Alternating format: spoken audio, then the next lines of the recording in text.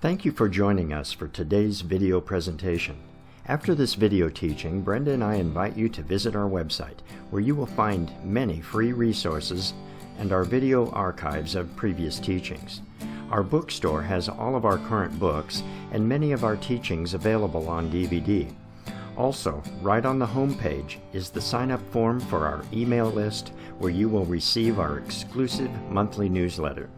With the newsletter, you will get access to exclusive teachings, Bible research tools and resources, a monthly biblical calendar and Bible reading schedule following the traditional Torah portions, and other exclusive materials and access to future special events. We know that you will enjoy the teaching today. Thank you for joining us. Shalom and be blessed.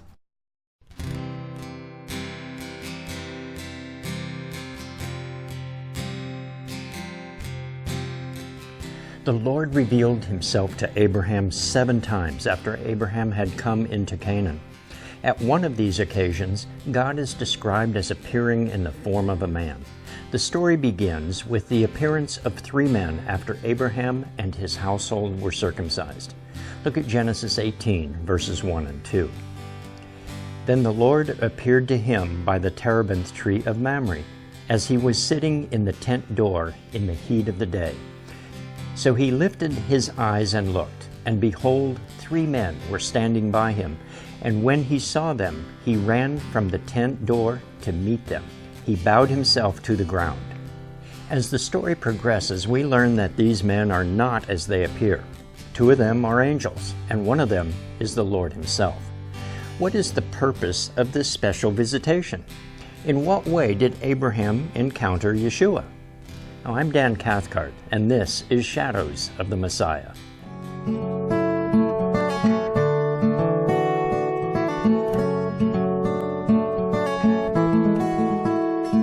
Abraham greets his visitors with hospitality, setting a meal before them in the shade of a nearby terebinth tree. After they had eaten, the visitors state one reason for their visit: that they were there to announce that Sarah would have a child, and the time for his birth was set. Genesis 18, 9 and 10. Then they said to him, "Where is Sarah, your wife?" So he said, "Here, in the tent." And he said, "I will certainly return to you according to the time of life. And behold, Sarah, your wife, shall have a son." Sarah was listening in the tent door, which was behind him. Sarah's response was to laugh in disbelief. How could she, an 89-year-old woman, well past the age of childbearing, have a child? At this point in the story, we learn that one of the visitors is more than he appeared. Genesis 18, 13 through 14. And the Lord said to Abraham, "Why did Sarah laugh, saying, 'Shall I surely bear a child since I am old?' Is anything too hard for the Lord? At the appointed time I will return to you according to the time of life, and Sarah shall have a son." Now the response was from Jehovah, translated in this version as Lord with all capital letters. The Lord reiterated the previous spoken words, that I will return to you.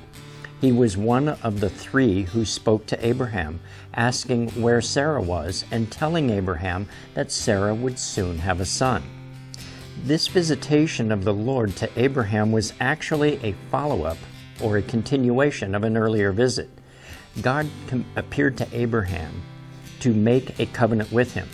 This promise of this covenant was that God would be the God of Abraham's descendants forever. Look at Genesis 17, verses 7 through 8. "And I will establish my covenant between me and you and your descendants after you in their generations, for an everlasting covenant, to be the God to you and your descendants after you. Also, I give to you and your descendants after you the land which you are a stranger, all the land of Canaan, as an everlasting possession, and I will be their God." As a sign of the covenant, every male child born to Abraham and those of his household were to be circumcised. Look at Genesis 17, verses 9 and 10. "And God said to Abraham, 'As for you, you shall keep my covenant, you and your descendants after you, throughout their generations.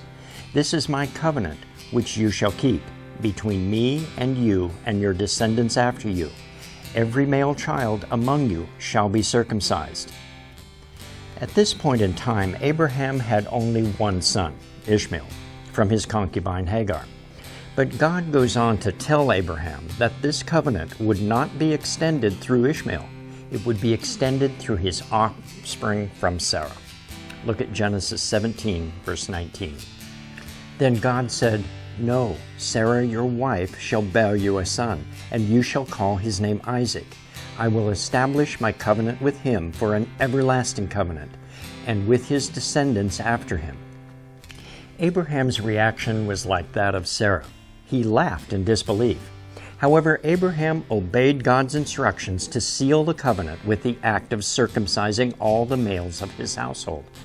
In spite of the seeming impossibility of Sarah having a child, Abraham obeyed God's instructions. Jewish tradition tells us that the visitors appeared to Abraham only 3 days after he and his household were circumcised. As the visitors get up to leave Abraham, they state another reason for their visit. They are on their way to judge the people of Sodom and Gomorrah and reveal their purpose to Abraham. Genesis 18, verses 16 through 18.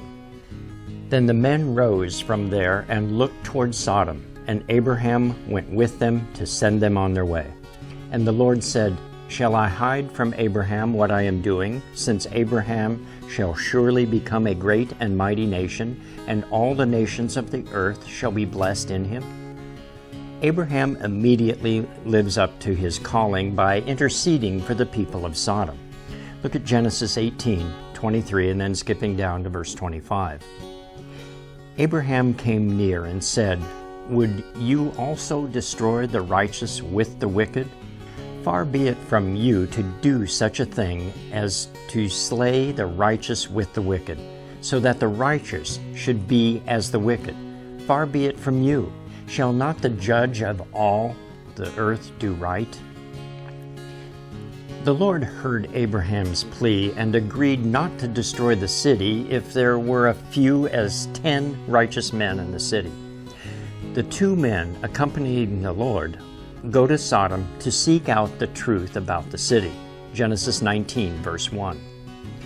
Now the 2 angels came to Sodom in the evening, and Lot was sitting in the gate of Sodom. When Lot saw them, he rose to meet them, and he bowed himself with his face toward the ground. Based on the witness of these 2 men, revealed to be angels of the Lord, Sodom was destroyed.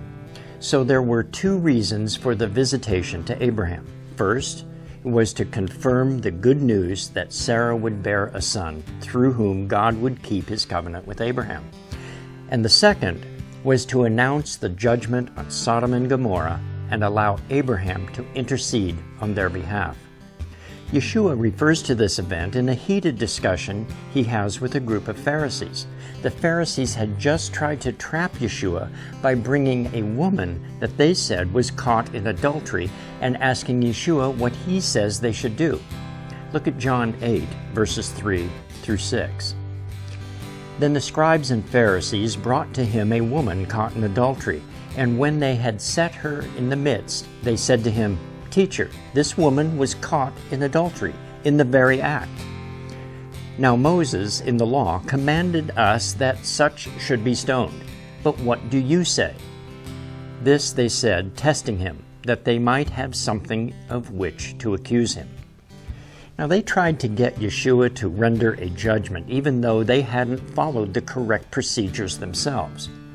The Torah instructs that both the man and the woman be brought along with the witnesses to the adulteries. By neglecting these requirements, they became, in a sense, false witnesses.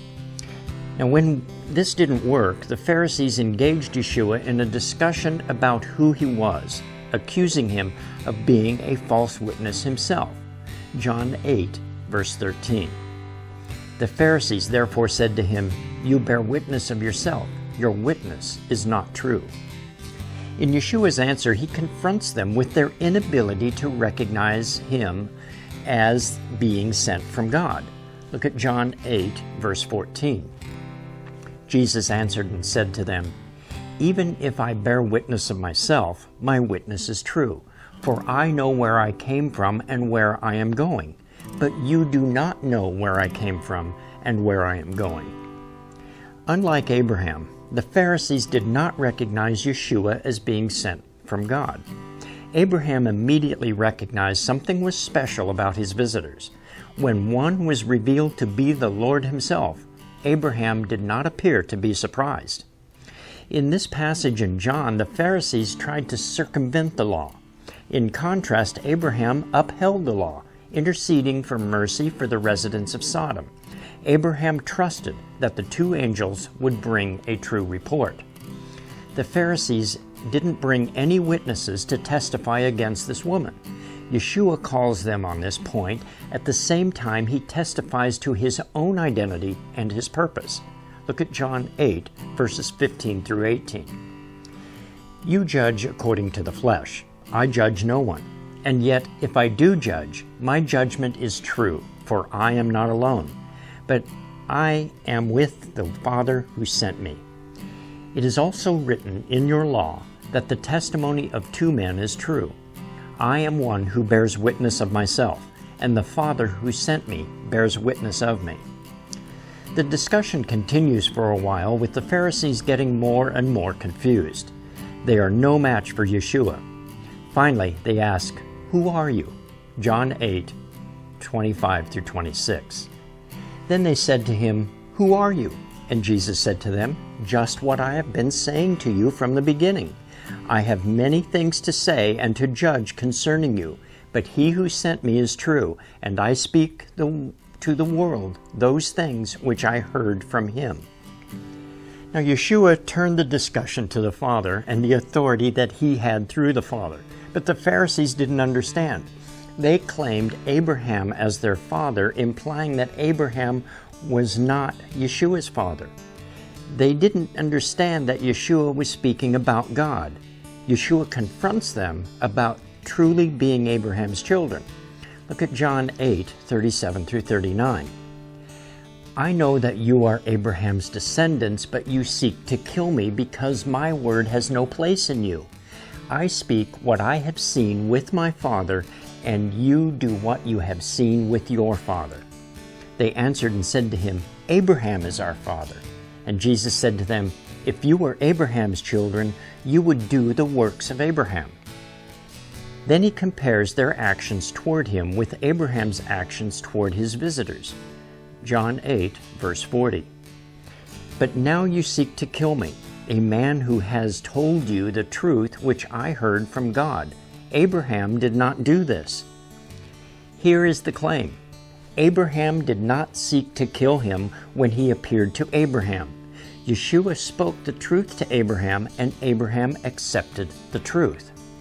The Pharisees really lose control now.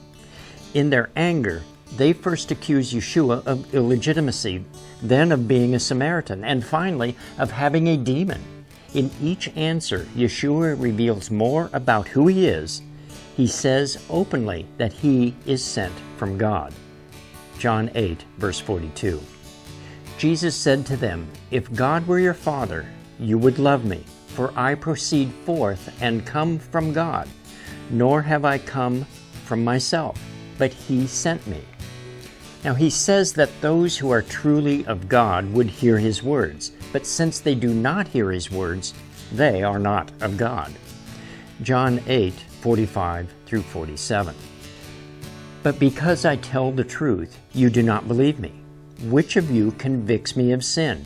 And if I tell the truth, why do you not believe me? He who is of God hears God's words. Therefore you do not hear, because you are not of God." Finally, Yeshua says that those who keep his word will never see death. And the Pharisees think they have triumphed with this statement of Yeshua's. They pounce on it. Look at John 8, 52 to 53. "Then the Jews said to him, 'Now we know that you have a demon.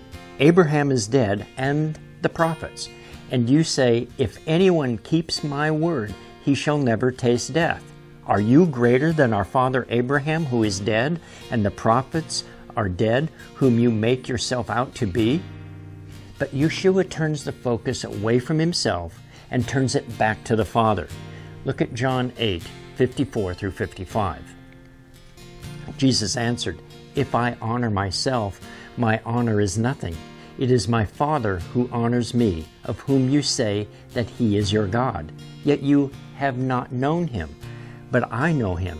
And if I say I do not know him, I shall be a liar like you. But I do know him and keep his word." Yeshua then reveals that he knew Abraham and that Abraham knew him. John 8:56. "Your father Abraham rejoiced to see my day, and he saw it and was glad." Yeshua is now referring to another event in Abraham's life, and this event also involved Isaac. When God asked Abraham to offer up Isaac as a burnt offering to the Lord, Abraham obeyed. But throughout the story, there's a repeat of the phrase, "He looked up and saw." Abraham looked up and saw the place in the distance. Genesis 22, verse 4. Then on the third day, Abraham lifted his eyes and saw the place afar off. When Abraham was about to slay Isaac, the voice of the angel stopped him. Then Abraham looked up and saw the ram for the sacrifice. Look at Genesis 22, verse 13. Then Abraham lifted his eyes and looked, and there behind him was a ram caught in a thicket by its horns. So Abraham went and took the ram and offered it up for a burnt offering instead of his son. Abraham named the place, "The Lord will provide," or see. Genesis 22, verse 14. And Abraham called the name of the place, "The Lord will provide." As it is said to this day, "In the mount of the Lord it shall be provided." The word provide and see is the same Hebrew word, number 7200, ra'ah. On that place, the Lord saw Abraham and provided a ram for the sacrifice. On that place, Abraham looked up and saw a ram for the sacrifice. He saw into the future, a place afar off, and saw Yeshua as the ram for the sacrifice. Back in the Gospel of John, the Pharisees were not about to let this claim go unchallenged. Look at John 8, verse 57. Then the Jews said to him, "You are not yet 50 years old. Have you seen Abraham?" It is obvious to them that Yeshua was lying. He could not possibly have seen Abraham, who lived 2,000 years earlier. Now what would Yeshua say? He answered them very plainly. He told them that he was God. Look at John 8, verse 58. Jesus said to them, "Most assuredly, I say to you, before Abraham was, I am." He was the one who appeared to Abraham and promised that Sarah would soon have a child. He was the one who presented the case of Sodom to Abraham and waited for Abraham's judgment. He was the one who stopped the hand of Abraham from killing Isaac. He was the one who Abraham saw in the fullness of time, who would die instead of Isaac. He was the one who would provide life to all those who believed in him. Abraham saw that day and was glad. Thanks for watching today. I'm Dan Cathcart, and this has been Shadows of the Messiah. Shalom, and be blessed.